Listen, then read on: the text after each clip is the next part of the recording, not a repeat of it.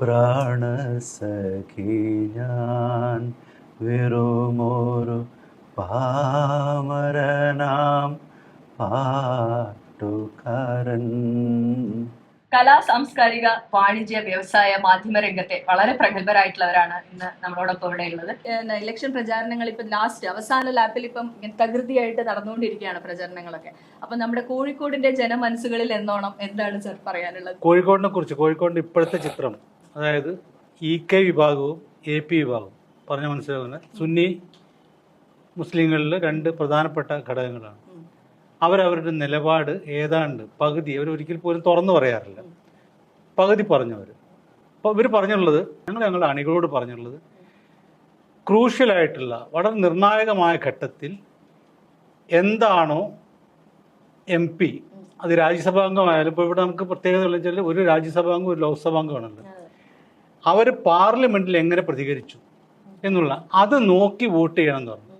കൃത്യമാണ്, ഡീകോഡ് ചെയ്യാൻ വേറെ ഒന്നുമില്ല. അപ്പോൾ അത് വന്നതോട് കൂടിയിട്ട് കോഴിക്കോടിന്റെ ചിത്രം, അതുവരെ ഉണ്ടായിരുന്ന ചിത്രം നിഷ്പക്ഷമായി പറയുകയാണെങ്കിൽ അതൊരു ഇങ്ങനെ പെൻഡുലം പോലെ ഇങ്ങനെ ആടി കളിക്കുക. ഇപ്പം അതൊന്ന് മാറി എന്നാണ് എൻ്റെ വിശ്വാസം. ഞാൻ മാറി, എങ്ങോട്ട് മാറി എന്നുള്ളത് ഇനി പറയണ്ടല്ലോ. സാറിന് എന്താണ് പറയാനുള്ളത്? കോഴിക്കോടിന്റെ മനസ്സെന്താ എന്ന് ചോദിക്കുന്ന സമയത്ത്, കോഴിക്കോട് എന്ന സാഹിത്യ നഗരത്തിന് ഇങ്ങനെയുള്ള ഗുണങ്ങൾ ഇല്ലാതെയാകുന്ന ഒരു ചരിത്ര മുഹൂർത്തത്തിൽ ഇന്ത്യ രാജ്യം എത്തി നിൽക്കുമ്പോൾ അതിനെ പ്രതിരോധിക്കാൻ കഴിവുള്ള ശക്തനായിട്ടുള്ളൊരു ജനപ്രതിനിധിയെയാണ് കോഴിക്കോടിൻ്റെ മനസ്സ് തിരഞ്ഞെടുക്കേണ്ടത്. സാഹിത്യത്തിലും സംഗീതത്തിലും എളമരം കരീം വളരെ ആത്മാർത്ഥതയോടുകൂടി പ്രവർത്തിച്ച് കാണിക്കുക ചെയ്തിട്ടുള്ളത്. സാഹിത്യത്തിൽ തന്നെ സാഹിത്യ അക്കാദമിയും കാര്യങ്ങളൊക്കെ വരുന്ന സമയത്ത് മൂപ്പര് ഇതെല്ലാം ശ്രദ്ധിക്കാറുണ്ട്. പുള്ളിയുടെ നേരിട്ടുള്ള മണ്ഡലമല്ലെങ്കിലും കോഴിക്കോടിൻ്റെ പ്രാതിനിധ്യം അതിൽ വരുന്നുണ്ടോ എന്നത് ശ്രദ്ധിക്കാറുണ്ട്. അതായത് ഗസലുകൾക്കൊക്കെ ഏറ്റവും അധികം കോഴിക്കോട് ഒരു ഇൻക്ലൂസീവ് കൾച്ചറാണ്. എല്ലാറ്റിനും നമ്മൾ സ്വീകരിക്കുന്നത്. ഇപ്പൊ ഹിന്ദുസ്ഥാനിനെ എങ്ങനെ നെഞ്ചോടേറ്റിയ ഒരു വേറെ നഗരം കേരളത്തിൽ എല്ലാറ്റിനെയും സ്വീകരിക്കുമെന്നതാണ്. ആ കർണാട്ടിക്കിന് വരുന്നവൻ തന്നെ ഹിന്ദുസ്ഥാനിക്കും വരും. അപ്പൊ എല്ലാം സ്വീകരിക്കാനുള്ള ഒരു മനസ്സാണ് ഈ കോഴിക്കോട് ഉണ്ടാക്കുന്നത്. അപ്പൊ അങ്ങനെ ഒരു മനസ്സ് പിന്നെ അതെ അതെ. കേരളം നോക്കുകയാണെങ്കിൽ ഇപ്പൊ കേരളത്തിൽ ഇന്റർനാഷണൽ റേറ്റിംഗിൽ ഈ ഒരുവിധം 90% നമ്മൾ മുന്നിലാണ് നിൽക്കുന്നത്. എല്ലാ കാര്യത്തിലും നമ്മൾ മുന്നിലാണുള്ളത്. 17 സസ്റ്റൈനബിൾ ഡെവലപ്മെന്റ് ഗോളാണ് യുണൈറ്റഡ് നേഷൻസ് പറയുന്നത്. അതിലാകെ നമ്മൾ പിന്നിലുള്ള സ്ഥലം എന്ന് പറയുന്നത് ഈ 17 എണ്ണത്തിൽ ഹെൽത്തിൽ നമ്മൾ മുന്നിലാണ്, എഡ്യൂക്കേഷനിൽ നമ്മൾ മുന്നിലാണ്, നോ പോവർട്ടിയിൽ നമ്മൾ മുന്നിലാണ്, ജെൻഡർ ഇക്വാലിറ്റിയിൽ നമ്മൾ മുന്നിലാണ്. ഞാൻ പറയുന്ന കാര്യം വെച്ചാൽ അന്നത്തെ പ്രതിരോധ മന്ത്രി AK ആന്റണി എളമരം കരീമിനെ കുറിച്ച് മന്ത്രി എന്ന നിലയിൽ എളമരം കരീം ചെയ്ത കാര്യങ്ങൾക്കൂടെ എത്ര നന്ദി പറഞ്ഞാലും അത് മതിയാവില്ല എന്ന വാക്കാണ്. ഇലക്ഷന്റെ പരസ്യ പ്രചാരണങ്ങൾക്ക് ഇനി കുറച്ച് മണിക്കൂറുകൾ മാത്രമേ ബാക്കിയുള്ളൂ. അപ്പൊ എന്താണ് ഈ ഒരു അവസാന ലാപ്പിൽ നമ്മുടെ കോഴിക്കോടിന്റെ ജനമനസ്സുകളിൽ ഉള്ളത് എന്ന് ചോദിച്ചറിയാൻ ഉള്ള ഒരു സമയമാണിത്. സാഹിത്യ സാംസ്കാരിക മാധ്യമ രംഗത്തുള്ള വിദ്യാഭ്യാസ രംഗത്തുള്ള വളരെ പ്രഗത്ഭരായിട്ടുള്ളവരാണ് എൻ്റെ കൂടെ ഉള്ളത്. ഒരുപാട് ഇനി ഇലക്ഷൻ പ്രചാരണങ്ങൾ ഇപ്പം അവസാന ലാപ്പിൽ ഇപ്പം തകൃതിയായിട്ട് നടന്നുകൊണ്ടിരിക്കുകയാണ് പ്രചാരണങ്ങളൊക്കെ. അപ്പൊ നമ്മുടെ കോഴിക്കോടിന്റെ ജനമനസ്സുകളിൽ എന്നോണം എന്താണ് സർ പറയാനുള്ളത്? കോഴിക്കോടിനെ കുറിച്ച്, കോഴിക്കോടിന്റെ ഇപ്പോഴത്തെ ചിത്രം, ഞാൻ കഴിഞ്ഞ ദിവസം ഇന്നലെ ഒരു ചർച്ചയിൽ പങ്കെടുത്തിരുന്നു. അതായത് EK വിഭാഗവും AP വിഭാഗവും പറഞ്ഞ മനസ്സിലാകുന്ന സുന്നി മുസ്ലിങ്ങളിൽ രണ്ട് പ്രധാനപ്പെട്ട ഘടകങ്ങളാണ്. അവരവരുടെ നിലപാട് ഏതാണ്ട് പകുതി അവരൊരിക്കൽ പോലും തുറന്നു പറയാറില്ല, പകുതി പറഞ്ഞവർ. അപ്പോൾ സ്വാഭാവികമായിട്ടും അത് വെച്ചാണ് ചർച്ച, നികേഷാണ് ചർച്ച കൊണ്ടുപോകുന്നത്. അപ്പോൾ നികേഷ് എന്നോട് ചോദിച്ച കാര്യം, ഇവർ പറഞ്ഞ കാര്യം പൂർണ്ണമല്ല, ഞങ്ങൾ ഇന്ന ആളെ സപ്പോർട്ട് ചെയ്യുന്നു പറയുന്നില്ല, അതൊന്ന് ഡീകോഡ് ചെയ്യണം. അപ്പോൾ വളരെ കൃത്യമായിട്ട് ഞാൻ പറഞ്ഞത് ഡീകോഡ് ചെയ്യാനൊന്നുമില്ല. കാരണം അവർ പറഞ്ഞ പ്രധാനപ്പെട്ട കാര്യം ഞാൻ കോഴിക്കോടിൻ്റെ ഈ മണ്ഡലത്തിൻ്റെ അടിസ്ഥാനത്തിൽ പറയാം. അപ്പോൾ ഇവർ പറഞ്ഞുള്ളത് അവിടെ വികസനം കൊടുത്തു, ഇവിടെ വികസനം കൊടുത്തു, ഇങ്ങനെ കൊണ്ടുവന്നു, റെയിൽവേ കൊണ്ടുവന്നു എന്നുള്ള കാര്യങ്ങളൊക്കെ ഒന്നുമില്ല ഞങ്ങൾക്ക് അറിയേണ്ടത്. ഞങ്ങളുടെ അണികളോട് പറഞ്ഞുള്ളത്, ക്രൂഷ്യലായിട്ടുള്ള വളരെ നിർണായകമായ ഘട്ടത്തിൽ എന്താണോ MP, അത് രാജ്യസഭാംഗമായാലും, ഇപ്പോൾ ഇവിടെ നമുക്ക് പ്രത്യേകത ഉള്ള വെച്ചാൽ ഒരു രാജ്യസഭാംഗം ഒരു ലോക്സഭാംഗമാണല്ലോ, അവർ പാർലമെന്റിൽ എങ്ങനെ പ്രതികരിച്ചു എന്നുള്ള അത് നോക്കി വോട്ട് ചെയ്യണം എന്ന് പറഞ്ഞു. കൃത്യമാണ്, ഡീകോഡ് ചെയ്യാൻ വേറെ ഒന്നുമില്ല. അപ്പോൾ അത് വന്നതോട് കൂടിയിട്ട് കോഴിക്കോടിൻ്റെ ചിത്രം, അതുവരെ ഉണ്ടായിരുന്ന ചിത്രം നിഷ്പക്ഷമായി പറയുകയാണെങ്കിൽ അതൊരു ഇങ്ങനെ പെൻഡുലം പോലെ ഇങ്ങനെ ആടി കളിക്കുക. ഇപ്പം അതൊന്ന് മാറി എന്നാണ് എൻ്റെ വിശ്വാസം. ഞാൻ മാറി, എങ്ങോട്ട് മാറി എന്നുള്ളത് ഇനി പറയണ്ടല്ലോ. സാറിന് എന്താണ് പറയാനുള്ളത്? അല്ല, നമ്മൾ ഇപ്പോൾ സജീവൻ സാറ് പറഞ്ഞ പോലെ ഈ ഇലക്ഷൻ വളരെ ക്രൂഷ്യലാണ് ഇന്ത്യയെ സംബന്ധിച്ച്. ഞാൻ നമ്മളൊക്കെ സുഹൃത്തുക്കളൊക്കെ തന്നെ പറഞ്ഞു കേട്ട് ഇനി ഇലക്ഷൻ ഉണ്ടാവുമോ ഇല്ലേ എന്നുള്ളത് തീരുമാനിക്കുന്ന ഒരു ഇലക്ഷൻ കൂടി ആയിരിക്കും ചിലപ്പോൾ ഇത് എന്നുള്ളതാണ്. ഇനി നമ്മുടെ രാജ്യത്ത് ഇലക്ഷൻ ഉണ്ടാവണോ, ഇലക്ഷൻ ഉണ്ടാവണ്ടേ എന്നുള്ള ഒരു തീരുമാനം കൂടി ചിലപ്പോൾ ഈ ഇലക്ഷനെ ഡിപ്പെൻഡ് ചെയ്തിരിക്കും. അപ്പോൾ നമ്മൾ സാധാരണ പറയും ഒരാൾ എപ്പോഴാണ് നല്ല ആളാവുന്നത്, when a person becomes a good person എന്ന് ചോദിക്കുമ്പോൾ അത് നമ്മൾ പറയും പിന്നെ കമ്പാഷൻ ഉണ്ടാവണം, എമ്പത്തി ഉണ്ടാവണം, ഹ്യൂമിലിറ്റി ഉണ്ടാവണം എന്നൊക്കെ പറഞ്ഞിട്ട് അവസാനം പറയും എന്തുകൊണ്ടാണ് നിങ്ങളുള്ള ആൾക്കാർ പിന്നെ നല്ല ആൾക്കാരാണെന്ന് വെച്ചാൽ ഈ ഷുഡ് ബി ഡിപ്പെൻഡബിൾ എന്നാണ്. അപ്പോൾ ആരാണ് ഈ ഡിപ്പെൻഡബിൾ ആൾക്കാർ? ഇപ്പം നമുക്കറിയാം പലരും ഡിപ്പെൻഡബിൾ അല്ല. അപ്പോൾ നമ്മളൊരാളെ എലക്ട് ചെയ്ത് കഴിഞ്ഞാൽ, നമ്മൾ MP ആയിട്ട് എലക്ട് ചെയ്ത് കഴിഞ്ഞാൽ അടുത്ത നിമിഷം നമ്മൾ ഉദ്ദേശിച്ച് നമ്മൾ ഏത് പ്രത്യയശാസ്ത്രം അല്ലെങ്കിൽ ഏത് പ്രകടന പത്രികയോ നോക്കിയിട്ടാണ് ഇയാളെ എലക്റ്റഡ് MP ആക്കുന്നതെങ്കിൽ ഇയാൾ നാളെ ചിലപ്പോൾ വേറെ രീതിയിലായിരിക്കും മാറുന്നത്. അപ്പോൾ അത് എൻറ്റയർലി കോൺഫ്ലിക്റ്റായി, നമ്മളുടെ ഉദ്ദേശവും പോയി, എല്ലാം നഷ്ടപ്പെട്ടു. നമ്മളുടെ വലിയൊരു അവകാശം നമ്മൾ വിനിയോഗിക്കുന്നത് വളരെ സ്റ്റഡീഡ് ആയിട്ടായിരിക്കും. ഇന്നിപ്പോൾ നമ്മളെ കേരളത്തിനെ സംബന്ധിച്ച് നമുക്ക് പറയുമ്പോൾ തന്നെ പറയും ഏറ്റവും നോളജ് ബേസ്ഡ് ഇൻഡസ്ട്രിയാണ് നമ്മളവിടെ ഏറ്റവും കൂടുതൽ വരിക. മറ്റുള്ളതൊക്കെ ഉണ്ട്, ഏറ്റവും സാധ്യത കൂടുതലുള്ള നോളജ് ബേസ്ഡ് ഇൻഡസ്ട്രി. അതുകൊണ്ട് തന്നെ നമ്മളുടെ യുവാക്കളൊക്കെ വളരെ കുറച്ച് ഹൈ ലെവൽ തിങ്കിങ് ആണ്. അവരിപ്പോൾ ആക്റ്റീവായിട്ട് ഇതിലൊന്നും ഇൻവോൾവ് ചെയ്തിട്ടില്ലെങ്കിൽ അവർക്കൊക്കെ അഭിപ്രായങ്ങളുണ്ട്. അപ്പോൾ ആ അഭിപ്രായങ്ങളൊക്കെ തെറ്റുന്ന ഒരു അവസ്ഥയിലേക്ക് പോകുന്നത്. അപ്പോൾ ഡിപ്പെൻഡബിൾ ആയിട്ടുള്ള എന്താണോ എന്നുള്ളത് അറിയാൻ ജനങ്ങൾക്ക് സാധിക്കുന്ന ഒരു കാലഘട്ടത്തിലൂടെയാണ് നമ്മൾ പോകുന്നത്. അങ്ങനത്തെ കാര്യങ്ങളാണല്ലോ നടന്നുകൊണ്ടിരിക്കുന്നത്. അപ്പോൾ ആരാണ് ഡിപ്പെൻഡബിൾ എന്ന് നോക്കുന്നത് നമ്മൾ അവരുടെ കഴിഞ്ഞ കാലത്തെ ഹിസ്റ്ററി, എന്തൊക്കെ അവർ ചെയ്തു, ഇത്രയും കാലം എങ്ങനെയായിരുന്നു, അവർ നിൽക്കുന്നിടത്ത് തന്നെ നിൽക്കുന്ന ആളല്ലേ, എന്തൊക്കെയാണ് അവരുടെ കോൺട്രിബ്യൂഷൻസ്, അങ്ങനെ നോക്കുമ്പോൾ ഇപ്പോൾ സജീവൻ സാറ് പറഞ്ഞ പോലെ എന്തൊക്കെ കോൺട്രിബ്യൂഷൻസ് ഉണ്ടായി, അവർ വഹിച്ച സ്ഥാനങ്ങളിൽ ഇരുന്നപ്പോൾ അവരെന്തൊക്കെ ചെയ്തു, അത് എത്രമാത്രം റിഫ്ലക്റ്റ് ചെയ്തു നമ്മുടെ സമൂഹത്തിൽ, ഇനി അവർ മുന്നോട്ട് വയ്ക്കുന്ന കാര്യങ്ങൾ എന്താണ്. അപ്പോൾ ഇപ്പം നമ്മൾ നോക്കുമ്പോൾ നമ്മൾ ഇപ്പോൾ LDFൻ്റെ ഒക്കെ പ്രകടന പത്രിക നമ്മൾ നോക്കുമ്പോൾ നമ്മളൊക്കെ കാലിക്കറ്റ് ചേംബർ ഓഫ് കൊമേഴ്സൊക്കെ നിരന്തരം ഉന്നയിക്കുന്ന ആവശ്യങ്ങളാണ് അതിൽ ബഹുഭൂരിപക്ഷം ഞാൻ കണ്ടത്. ഒന്ന്, നമ്മൾ സ്മാർട്ട് സിറ്റി പദ്ധതി കോഴിക്കോട് നഷ്ടപ്പെട്ട വലിയൊരു പദ്ധതിയാണ്. കാരണം തിരുവനന്തപുരം കോഴിക്കോടും കോടിക്കണക്കിന് രൂപ, ഞാൻ കഴിഞ്ഞ ദിവസം തിരുവനന്തപുരത്തായിരുന്നു, അപ്പോൾ ശ്രീമൂലം ക്ലബിൻ്റെ അവിടെയൊന്നും പോകാൻ വയ്യ. കാരണം സ്മാർട്ട് സിറ്റി പദ്ധതിയിലെ വലിയ റോഡിൻ്റെ പ്രോജക്റ്റ് നടന്നുകൊണ്ടിരിക്കുകയാണ്. നമുക്ക് കിട്ടിയ അമൃത് പ്രോജക്റ്റിന് മെയിൻ ഇമ്പോർട്ടൻസ് സാനിറ്റേഷനാണ്. മറ്റുള്ള പദ്ധതിക്ക് വളരെ ചെറിയ എമൗണ്ട് കിട്ടുന്നുള്ളൂ. അപ്പോൾ അത് നമുക്ക് നഷ്ടപ്പെട്ടു. അപ്പോൾ നമുക്ക് കിട്ടേണ്ടതുണ്ട്. അതുപോലെ നമ്മളെ തുറമുഖം ഞങ്ങൾ നിരന്തരം പറഞ്ഞുകൊണ്ടിരിക്കുന്ന കാര്യമാണ് കാലിക്കറ്റ് ചേംബർ ഓഫ് കൊമേഴ്സ്. തുറമുഖത്തിൻ്റെ പ്രശ്നങ്ങളുണ്ട്. അപ്പോൾ അങ്ങനെയുള്ള കാര്യങ്ങൾ, റെയിൽവേയുടെ പ്രശ്നങ്ങൾ, ഒരു വശത്ത് റെയിൽവേ ഇങ്ങനെ പറഞ്ഞു ഇത് ഡിക്ലെയർ ചെയ്തിട്ടുണ്ടെങ്കിൽ ഒന്നും നടന്നിട്ടില്ല. നമ്മളെ റെയിൽവേയിൽ ഒന്നും നടന്നിട്ടില്ല. അപ്പോൾ അത് ഡിക്ലറേഷൻ മാത്രമേ ഇതുവരെ നടന്നിട്ടുള്ളൂ, പ്രാവർത്തികമായല്ലേ കാര്യമുള്ളൂ. അപ്പോൾ അതൊരു വശത്തിരിക്കുന്നു. പിന്നെ നമ്മളെ എയർപോർട്ടിൻ്റെ വിഷയങ്ങളുണ്ട്. അപ്പോൾ ഇങ്ങനത്തെ കാര്യങ്ങളൊക്കെ നോക്കുമ്പോൾ ഒരു വിഷനോടുകൂടി, അപ്പോൾ അത് കഴിഞ്ഞ കാലത്തെ പ്രവർത്തനത്തിൽ നമ്മൾ സാധാരണ പറയും ഒരു ആറ്റിറ്റ്യൂഡ് ഒരു മനുഷ്യനെ ഡെവലപ്പ് ചെയ്യുന്ന അദ്ദേഹത്തിൻ്റെ എൻവയോൺമെൻറ്റ്, അദ്ദേഹത്തിൻ്റെ എക്സ്പീരിയൻസ്.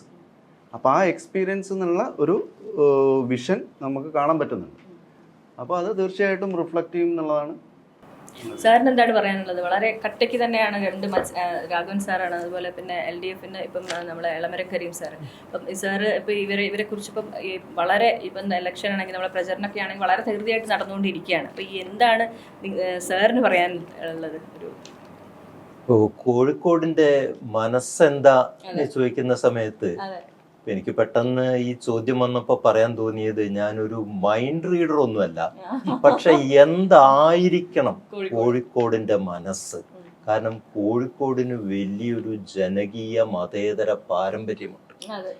കോഴിക്കോട് ഇപ്പോൾ ലിറ്ററേച്ചർ സിറ്റി ആയിട്ട് ഇന്ത്യയിലത്തെ ആദ്യത്തെ സാഹിത്യ നഗരമായി പ്രഖ്യാപിച്ച സ്ഥലമാണ് കോഴിക്കോട്. ഈ സാഹിത്യത്തിന്റെ ഒരു പ്രാധാന്യം തന്നെ, ഞാൻ എഴുത്തുകാരനാവുകൊണ്ടാണ് ഊന്നി പറയുന്നത്, അത് സഹജീവിയോട് പരിഗണന, സ്നേഹം മുതലായ മാനുഷിക ഗുണങ്ങളാണ് സാഹിത്യം പകരുന്നത്. അപ്പോൾ കോഴിക്കോട് എന്ന സാഹിത്യ നഗരത്തിന് ഇങ്ങനെയുള്ള ഗുണങ്ങളില്ലാതെയാകുന്ന ഒരു ചരിത്ര മുഹൂർത്തത്തിൽ ഇന്ത്യ രാജ്യം എത്തി നിൽക്കുമ്പോൾ അതിനെ പ്രതിരോധിക്കാൻ കഴിവുള്ള ശക്തനായിട്ടുള്ളൊരു ജനപ്രതിനിധിയെയാണ് കോഴിക്കോടിൻ്റെ മനസ്സ് തിരഞ്ഞെടുക്കേണ്ടത്. തെരഞ്ഞെടുപ്പിൽ എനിക്ക് വളരെ കൗതുകരമായിട്ട് തോന്നിയിട്ടുള്ളത് ഇപ്രാവശ്യം നെഗറ്റീവ് ക്യാമ്പയിനിങ് വളരെ, പ്രത്യേകിച്ച് നമ്മുടെ മണ്ഡലങ്ങളിൽ ഈ കോഴിക്കോടിൽ നെഗറ്റീവ് ക്യാമ്പയിനിങ് താരതമ്യേന കുറവായിട്ടാണ് കണ്ടിട്ടുള്ളത്. പിന്നെ മറ്റൊരു കാര്യം എന്ന് വെച്ചാൽ രണ്ടുപേരും ഇപ്പോൾ ശക്തമായിട്ടുള്ള രണ്ട് നേതാക്കന്മാരും MP-മാർ, രാഘവൻ സാറും കരീം സാറും രണ്ടുപേരും റണ്ണിങ് MP-മാരാണ്. പിന്നെ കരീം സാറ് ഞാൻ ആദ്യം നമ്മളൊരു നേരത്തെ സൂചിപ്പിച്ച പോലെ ഒരു ട്രേഡ് യൂണിയൻ നേതാവ് എന്നുള്ള നിലയ്ക്ക് ഞങ്ങളെപ്പോലത്തെ വ്യവസായികൾ എപ്പോഴും ഒരു സംശയത്തോടു കൂടിയിട്ടാണ് കണ്ടിരുന്നത്. അപ്പം നേരെ മറിച്ച് അദ്ദേഹമായിട്ടൊരു നേരിട്ടിട്ടുള്ളൊരു ഏർപ്പാട്, നമ്മൾ നേരിട്ടിട്ടുള്ള സംവദിക്കുമ്പോൾ, നമ്മൾ സംസാരിക്കുമ്പോൾ, ഒരു കാര്യങ്ങളോട് നമ്മൾ നേരിട്ട് സംസാരിക്കുന്ന സമയത്താണ് അദ്ദേഹത്തിൻ്റെ ക്വാളിറ്റി എനിക്ക് മനസ്സിലാക്കാൻ സാധിച്ചത്. പ്രത്യേകിച്ച് പറയുകയാണെങ്കിൽ 2006 അദ്ദേഹം നമ്മുടെ വ്യവസായ വകുപ്പിൻ്റെ മന്ത്രിയായിട്ട് ചാർജ് എടുത്തപ്പോൾ ഞങ്ങളുടെ ഞാൻ ഫർണിച്ചർ വ്യാപാര രംഗത്തുള്ള ആളുകളാണ്. അപ്പോൾ ഞങ്ങൾക്കൊരു ഫർണിച്ചർ കൺസോർഷ്യം എന്നുള്ള ഇന്ത്യയിലെ ആദ്യത്തെ ഫർണിച്ചർ കൺസോർഷ്യം തുടങ്ങുമ്പോൾ അതിന് വേണ്ടിയിട്ടുള്ള എല്ലാ സഹായങ്ങളും സംഗതികളെക്കുറിച്ച് പഠിച്ച് വളരെ ഫുൾ സപ്പോർട്ടായിട്ട് ഞങ്ങൾക്ക് നിന്നിട്ടുള്ളത്. ആദ്യം വിചാരിച്ചതും ഞാൻ ധരിച്ചതും നേരിട്ട് അനുഭവിച്ചതായിട്ടുള്ള വളരെ വലിയ അന്തരമാണ് ഉണ്ടായിരുന്നത്. അപ്പോൾ അത് എന്നിൽ ശരിക്കും വളരെ അതിശയം ഉണ്ടാക്കി. പിന്നെ മറ്റുള്ള കാര്യങ്ങൾ നോക്കുമ്പോൾ കോഴിക്കോടിൻ്റെ വികസനത്തിൻ്റെ കാര്യം പറയുകയാണെങ്കിൽ തന്നെ ഇപ്പോൾ കിനാലൂർ ഇൻഡസ്ട്രിയൽ എസ്റ്റേറ്റ്, അതിൻ്റെ ഒരു പ്രവർത്തനത്തിനൊക്കെ വേണ്ടി ആത്മാർത്ഥമായിട്ട് പണ്ട് അത് ആദ്യം ഇതിനു മുമ്പുള്ള മന്ത്രിസഭയിൽ നിന്ന് അത് എക്വയർ ചെയ്തിരുന്നെങ്കിലും അത് നടപ്പാക്കാൻ വേണ്ടി ആത്മാർത്ഥത, അതിനും വളരെയധികം മുൻകൈ എടുത്തു അദ്ദേഹം. അതുപോലെ തന്നെ അങ്ങോട്ടേക്കുള്ള റോഡ് ഉണ്ടാക്കാൻ വേണ്ടി വളരെയധികം പരിശ്രമിച്ചു. ഇതേപോലെ തന്നെ എനിക്ക് തോന്നുന്നു രാമനാട്ടരിയുള്ളൊരു നോളജ് പാർക്ക് അത് ഉണ്ടാക്കാനും എല്ലാത്തിനും ഇപ്പം ഞങ്ങളുടെ ഫർണിച്ചർ സമൂഹത്തിന് തന്നെ വളരെയധികം കോൺട്രിബ്യൂഷൻ ചെയ്തു. 4-5 കൺസോർഷ്യം അദ്ദേഹത്തിൻ്റെ ഇൻട്രസ്റ്റോട് കൂടി ഇത് തുടങ്ങി. അത് ഞങ്ങൾക്ക് വളരെ പോസിറ്റീവായിട്ട് തോന്നി. അപ്പോൾ തീർച്ചയായിട്ടും ഇങ്ങനത്തെ ഒരാൾ അധികാരത്തിൽ വരുമ്പോൾ അദ്ദേഹത്തിൻ്റെ കംപ്ലീറ്റ് അതിൻ്റെ ഇക്വേഷൻസ് അപ്പോഴാണ് ശരിക്കും ആളുകൾ അതിൻ്റെ ടച്ച് ആൻഡ് ഫീല് കിട്ടുന്നതാണ്. എനിക്കുള്ള ഞാൻ പല മന്ത്രിമാരെ വളരെ അടുത്ത ബന്ധമുള്ള കുറേ മന്ത്രിമാരെ MK ആയിട്ട് വളരെ നല്ല ബന്ധമുള്ളതാണ്. ഞാൻ ഒരിക്കലും എൻ്റെ വ്യക്തിപരമായ നേരത്തെ EKAP വിഭാഗത്തിലെ ആളുകൾ പറഞ്ഞു വെച്ചിട്ടാണ് ഞാൻ മണ്ഡലത്തിൻ്റെ കാറ്റിനെ കുറിച്ച് പറഞ്ഞു.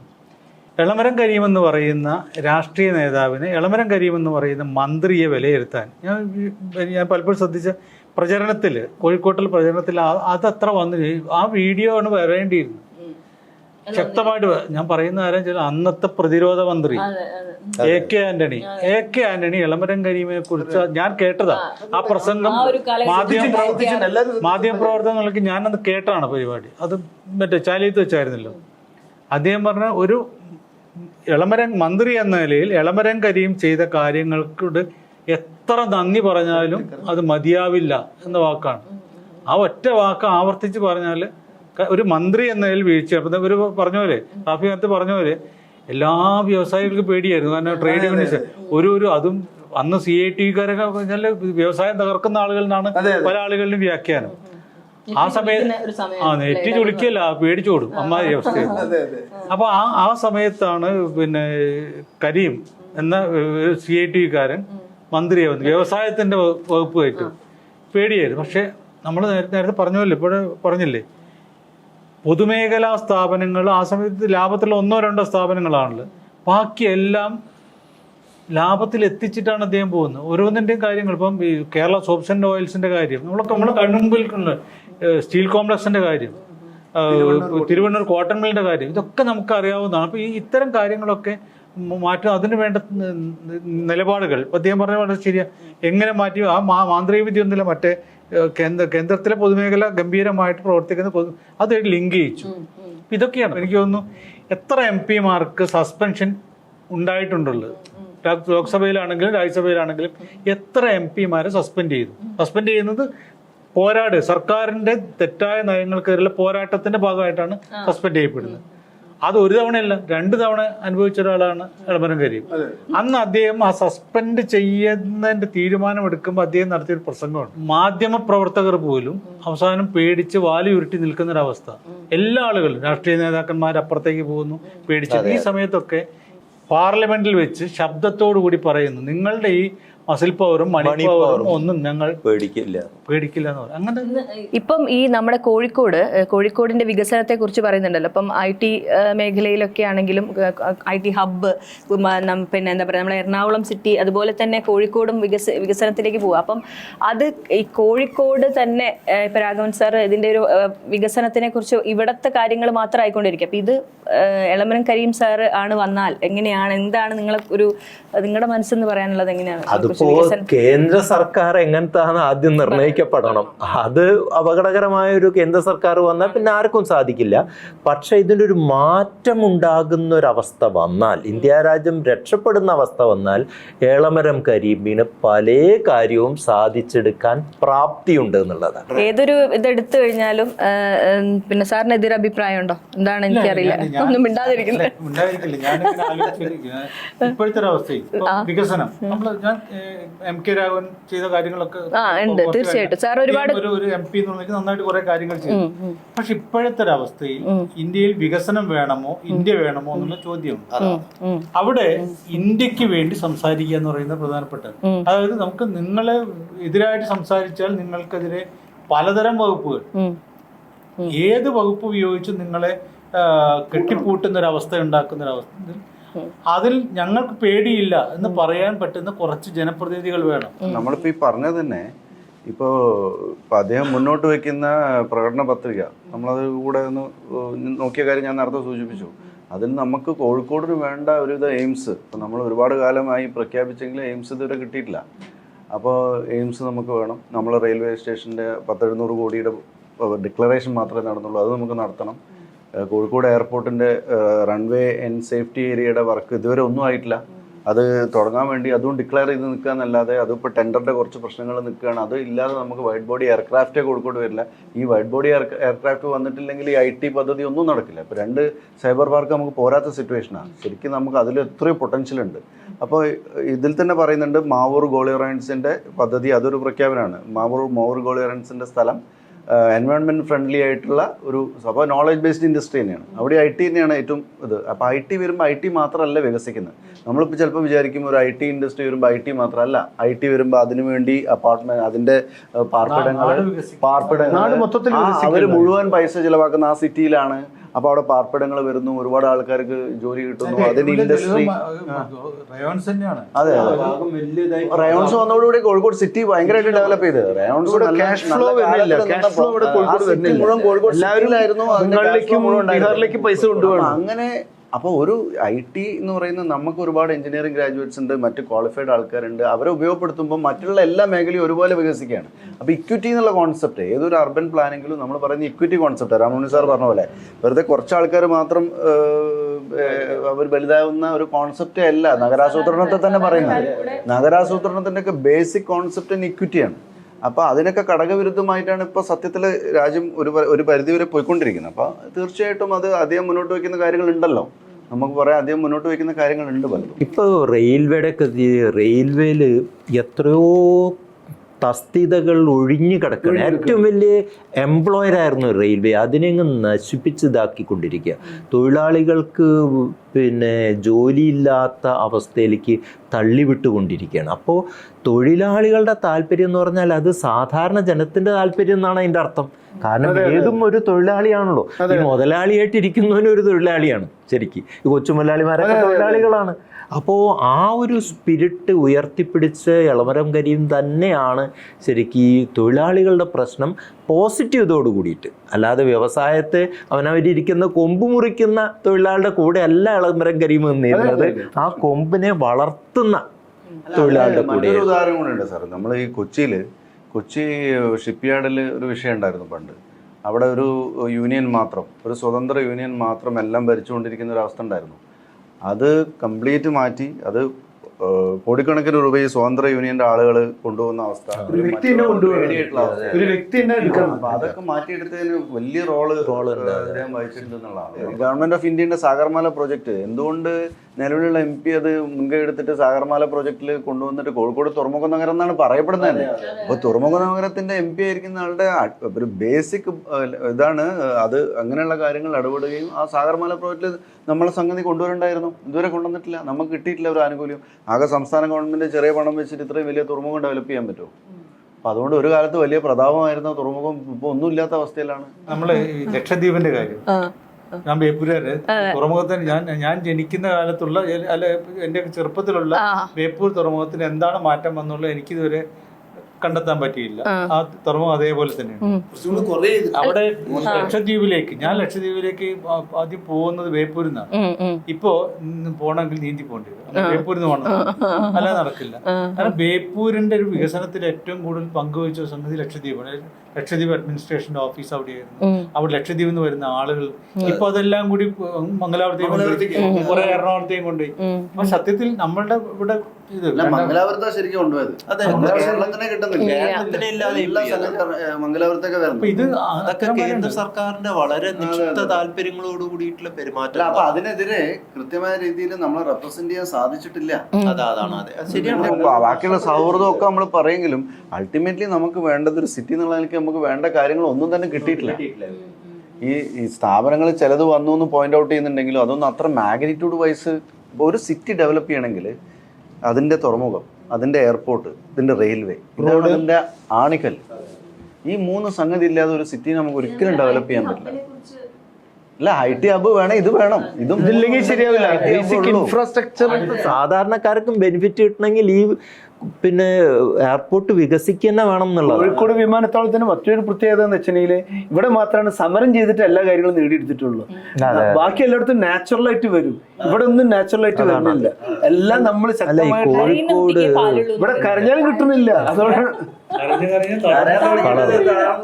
നമ്മളൊരു അഗ്രസീവ് ആയിട്ടുള്ള ഒരു സമരം കോഴിക്കോട് എയർപോർട്ടിന് വേണ്ടി നടത്തണം. കോഴിക്കോട്ടുകാരുടെ അഭിമാനത്തിന്, ചരിത്രപരമായ പാരമ്പര്യത്തിന്റെ തലക്കിട്ടിട്ടാണ് ഈ അവഹേളനം ഇവർ നടത്തുന്നത്. നമ്മൾ ആ ഒരു നിലയ്ക്കുള്ള നമ്മൾ ഏറ്റുപിടിക്കാനുള്ള ഒരു. അല്ല, ഇപ്പൊ സാറ് പറഞ്ഞല്ലോ യുനെസ്കോന്റെ കോർപ്പറേഷന് നമ്മളെ കോഴിക്കോടിന് കിട്ടിയ അംഗീകാരം ലിറ്ററേച്ചർ. പക്ഷെ അത് നമ്മൾ മുതലെടുക്കണമെങ്കിൽ നമ്മളെ സിറ്റി ഡെവലപ്പ് ചെയ്യണം. അല്ലാതെ പുറത്തുനിന്നുള്ള വലിയ വലിയ സാഹിത്യകാരന്മാരും അങ്ങനത്തെ ഇപ്പൊ അവര് വരുമ്പോ തന്നെ അതിനുള്ള ഇൻഫ്രാസ്ട്രക്ചർ, നല്ല എയർപോർട്ട് ഉണ്ടാവണം, റെയിൽ നന്നാവണം, ഒരുപാട് കാര്യങ്ങൾ അത് കണക്റ്റഡ് ആയിട്ട് നല്ല പിന്നെ കൺവെൻഷൻ സെന്റേഴ്സ് ഉണ്ടാവണം. ഒരുപാട് ഡെവലപ്മെന്റ് അതുമായിട്ട് ബന്ധപ്പെട്ട് വേണം. അപ്പൊ ഒക്കെ ഇതിലിപ്പോ നമ്മള് ലൈബ്രറികൾ അതുപോലെ തന്നെ അദ്ദേഹത്തിന്റെ പിന്നെ എളമരം കരീമിന്റെ ഇതിൽ തന്നെ പത്രികയിൽ പറയുന്നുണ്ടല്ലോ, അങ്ങനത്തെ കോഴിക്കോട് കോർപ്പറേഷനുമായിട്ട് ചേർന്നിട്ട് സെൻട്രൽ ഗവൺമെന്റ് പല പദ്ധതികളും സെൻട്രൽ ഗവൺമെന്റ് ഉണ്ട്. പലപ്പോഴും നമ്മളിപ്പോ പറഞ്ഞ പോലെ മുണ്ടെടുക്കാൻ ഇടിക്കുന്ന കാര്യം പറഞ്ഞ പോലെയാണ്. നമുക്ക് അറിയില്ല, കൃത്യമായിട്ട് അറിയണം, അതും പഠിക്കണം. ഇപ്പം നമ്മളിപ്പോൾ പറയും കേരളത്തിൽ പല കേന്ദ്ര പദ്ധതികൾ അറിയില്ല എന്ന്. ഇത് ആരാണ് ശരിക്കും കേന്ദ്ര പദ്ധതികൾ ഓരോ കോൺസ്റ്റിറ്റ്യുവൻസിൽ അറിയിച്ചിരേണ്ട ആള്? ബേസിക്കലി കേന്ദ്ര ഗവൺമെന്റ് പദ്ധതി ഓരോ കോൺസ്റ്റിറ്റ്യുവൻസിലും അറിയിക്കേണ്ടത് അവിടുത്തെ മെമ്പർ ഓഫ് പാർലമെന്റ് ആണ്. എന്നാലേ ജനങ്ങൾ ഇതൊക്കെ കാര്യങ്ങൾ ഉണ്ടെന്ന് മനസ്സിലാക്കി അതൊക്കെ ഉപയോഗിക്കുള്ളൂ. നമുക്ക് പോലും പലതും അറിയില്ല. നേടിക്കൊടുക്കാനും അറ്റ്ലീസ്റ്റ് അറിയിച്ചാലും ഇപ്പൊ കുറെ ഡെവലപ്ഡ് ആണ് നമ്മളൊക്കെ നെറ്റും കാര്യങ്ങൾക്കും. പക്ഷെ അപ്പൊ നമുക്ക് അറിയില്ല പലതും. സാഹിത്യത്തിലും സംഗീതത്തിലും എളമരം കരീം വളരെ പിന്നെ ആത്മാർത്ഥതയോടുകൂടി പ്രവർത്തിച്ച് കാണിക്കുക ചെയ്തിട്ടുള്ളത്. വെറുതെ വാക്കുകൊണ്ട് മാത്രമായിരുന്നില്ല. AR റഹ്മാന്റെ വളരെ പ്രശസ്തമായൊരു പരിപാടി ജയ്ഹോ എന്നുള്ള പരിപാടി കോഴിക്കോട് നടത്തിയത്, ഇന്ത്യയിൽ ആദ്യമായിട്ട് കോഴിക്കോട് വെച്ച് നടത്തിയത് ഇദ്ദേഹത്തിൻ്റെ പ്രയത്നം കൊണ്ടാണ്.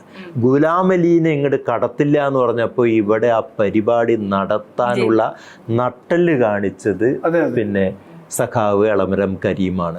ഗിരീഷ് പുത്തഞ്ചേരി മരിച്ച സമയത്ത് ആ കുടുംബത്തിന് വേണ്ടിയിട്ടുള്ള സഹായത്തിനും അദ്ദേഹത്തിൻ്റെ പേര് നീലാംബരി എന്നുള്ള ഒരു പരിപാടി നടത്താൻ വേണ്ടി മുന്നിൽ ഇറങ്ങി എന്നുള്ള മാത്രമല്ല, സാഹിത്യത്തിൽ തന്നെ സാഹിത്യ അക്കാദമിയും കാര്യങ്ങളൊക്കെ വരുന്ന സമയത്ത് മൂപ്പര് ഇതെല്ലാം ശ്രദ്ധിക്കാറുണ്ട്. പുള്ളിയുടെ നേരിട്ടുള്ള മണ്ഡലമല്ലെങ്കിലും കോഴിക്കോടിൻ്റെ പ്രാതിനിധ്യം അതിൽ വരുന്നുണ്ടോ എന്നത് ശ്രദ്ധിക്കാറുണ്ട്. ഗിരീഷ് പുത്തഞ്ചേരി എൻ്റെ സുഹൃത്തും ക്ലാസ്മേറ്റും ഒക്കെയാണ്. എനിക്കറിയാം, ഗിരീഷ് മരിച്ചപ്പോൾ പല ആളുകളും അതിൻ്റെ കുടുംബത്തിൻ്റെ കാര്യത്തിൽ വലിയ പ്രശ്നമായിരുന്ന സമയത്ത് സാമ്പത്തിക പ്രശ്നങ്ങളൊക്കെ ഉണ്ടായപ്പോൾ അത് സ്വയം ഉണ്ടാക്കിയതെല്ലാം ചോദിച്ച ആളുകളുണ്ട്. പക്ഷെ ആ സമയത്ത് സഹായിക്കേണ്ടതാണ് എന്ന് വെച്ച് അതിന്റെ മുന്നിൽ നിൽക്കില്ല, പിറകിൽ നിന്ന് മുഴുവൻ സംഘടിപ്പിക്കുക എന്ന് പറയുന്നതാണ്. അല്ല, സംഗീതത്തിന് വേണ്ടിയിട്ട് അത് പത്രികയിൽ പറയുന്നുണ്ടല്ലോ, സംഗീതത്തിന് വേണ്ടിയിട്ട് മ്യൂസിക് ഫെസ്റ്റിവൽ നടത്തുന്നുണ്ട്, വലിയ മ്യൂസിക് ഫെസ്റ്റിവൽ കൊണ്ടുവരുന്നു പറഞ്ഞു നാഷണൽ ലെവലിൽ. എല്ലാ വർഷവും മ്യൂസിക് ഫെസ്റ്റിവൽ നാഷണൽ ലെവലിൽ നടത്തുന്ന പത്രികയിൽ പറയുന്നുണ്ട്. പിന്നെ സ്പോർട്സിന്റെ കാരണം കോഴിക്കോട് സാഹിത്യ നഗരം എന്ന പദവി കിട്ടിയ കൂടെ തന്നെ സംഗീതത്തിനും വളരെയധികം പ്രാധാന്യമുള്ള, അതായത് ഗസലുകൾക്കൊക്കെ ഏറ്റവും അധികം സ്ഥലമാണ് കോഴിക്കോട്. എല്ലാ വൈകുന്നേരങ്ങളിലും തട്ടുംപുറത്ത് ഗായകരും ഗസൽസ് പാടുന്ന ആളുകളൊക്കെ വളരെയധികം പ്രാധാന്യം. പറഞ്ഞ പണ്ട് ഈ പറഞ്ഞ തട്ടുംപുറത്ത് പോയിട്ട് ഒരു പെട്ടിയും തവലയും കുറച്ച് കട്ടൻ ചായ ഉണ്ടായിരുന്നു, രാവിലെ വരെ പാട്ട് കേൾക്കുന്ന ഇതായിരുന്നു. അങ്ങനെ എളമരം പോലെ അങ്ങനെയുള്ള പലരും പങ്കെടുത്ത ഒരാളാണ്. സ്വാഭാവികമായിട്ടും അത് ഏതെങ്കിലും പീഡിയന്റെ മുകളിലായിരിക്കും. കോഴിക്കോട് ഒരു ഇൻക്ലൂസീവ് കൾച്ചറാ, എല്ലാറ്റിനും നമ്മൾ സ്വീകരിക്കുന്നത്. ഇപ്പൊ ഹിന്ദുസ്ഥാനിനെ എങ്ങനെ നെഞ്ചോടേറ്റിയ ഒരു വേറെ നഗരം കേരളത്തിൽ, എല്ലാറ്റിനെയും സ്വീകരിക്കുമെന്നതാണ്. ആ കർണാട്ടിക്കിന് വരുന്നവൻ തന്നെ ഹിന്ദുസ്ഥാനിക്കും വരും. അപ്പൊ എല്ലാം സ്വീകരിക്കാനുള്ള ഒരു മനസ്സാണ് ഈ കോഴിക്കോട് ഉണ്ടാക്കുന്നത്. അപ്പൊ അങ്ങനെ ഒരു മനസ്സ്, പിന്നെ രുചിക്കും വലിയ മോശം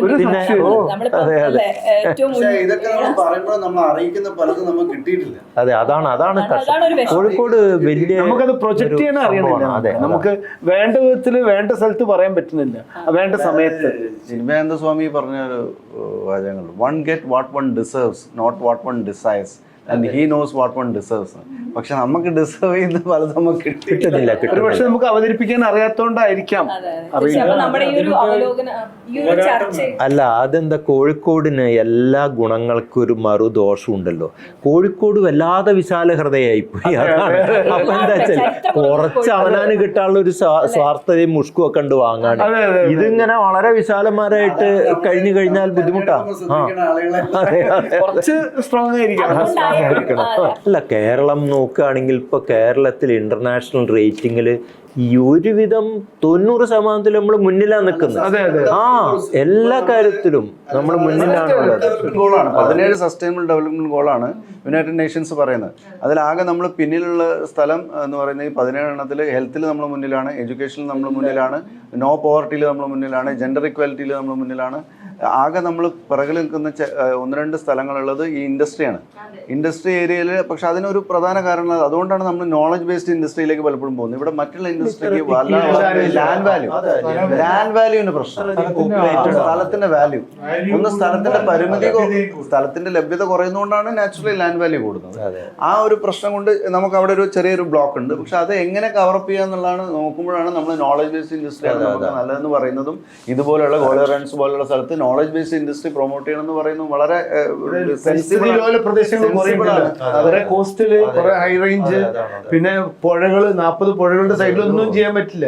വളരെ കുറച്ച് സ്ഥലത്ത് നമുക്ക് ഇൻഡസ്ട്രി ചെയ്യാൻ പറ്റുള്ളൂ. നമ്മുടെ ഇലക്ഷന്റെ പരസ്യ പ്രചാരണമൊക്കെ അല്ലേ, മണിക്കൂറുകളെ ഇനി ബാക്കിയുള്ളൂ. അപ്പൊ അതിനിടയിൽ നമുക്കിനിയിപ്പം ഒരു ഏതായാലും ഗായകൻ കൂടിയാണല്ലോ അല്ലെ, അപ്പൊ സാറിന്റെ നമുക്കൊരു 2 വരി നമ്മളെ പാട്ടിനെ സ്നേഹിക്കുന്ന. അതെ, അല്ല, അത് ഞാൻ നേരത്തെ സൂചിപ്പിച്ച പോലെ കോഴിക്കോട്ടുകാരെന്ന് പറയുമ്പോൾ, സംഗീതം എന്ന് പറയുമ്പോൾ നമ്മൾ ആദ്യം കേൾക്കുന്ന പേര്, ആലോചിക്കുന്ന പേര് ബാബുക്കയുടെ ആണ്, MS ബാബുരാജ്. പ്രാണസഖി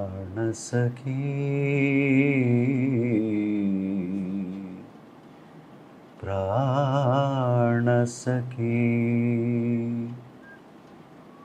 പ്രാണസഖി ഞാൻ വെറുമൊരു പാമരനാം പാട്ടുകാരൻ. പ്രാണസഖി ഞാൻ വെറുമൊരു പാമരനാം പാട്ടുകാരൻ. ഗാനലോക വീഥികളിൽ വേണോതു മാട്ടിടയൻ. പ്രാണസഖി ഞാൻ.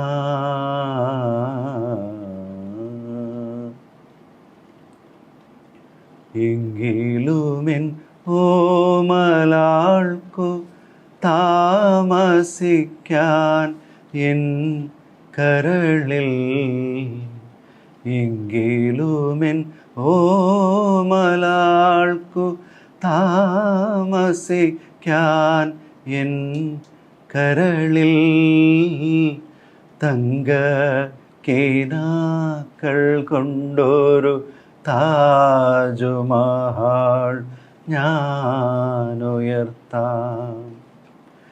മായാത്ത മധുരഗാന മാലിനിയുടെ കൽപ്പടവിൽ കാണാത്ത പൂങ്കുടിലിൽ കൺമണിയെ കൊണ്ടുപോകാം. കാണാത്ത പൂങ്കുടിലിൽ കൺമണിയെ കൊണ്ടുപോകാം. പ്രാണസഖി ഞാൻ വെറുമൊരു പാമരനാം പാട്ടുകാരൻ. ഗാനലോക വീഥികളിൽ വേണൂതും ആട്ടിടയൻ. പ്രാണസഖി